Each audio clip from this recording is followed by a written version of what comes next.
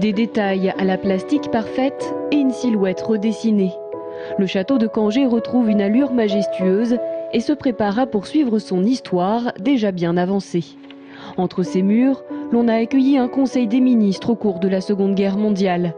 En 1978, Cangé est victime d'un incendie et enfin, il est racheté par la ville de Saint-Avertin en 1980.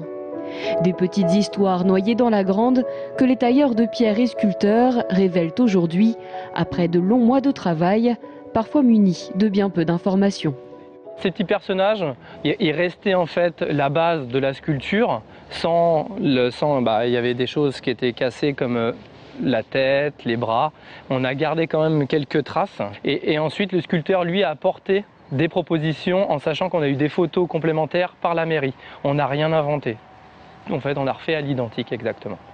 Histoire d'un côté, modernité de l'autre, Cangé s'habille également de vert sous l'impulsion de l'architecte Dominique Blondel.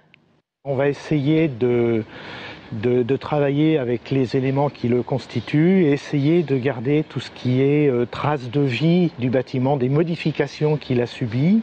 On essaye également de se coller à cette partie ancienne en retravaillant avec les matériaux de l'époque sur des formes contemporaines pour marquer notre époque. Comme ça, on fait une continuité de l'évolution de ce bâtiment dans le temps.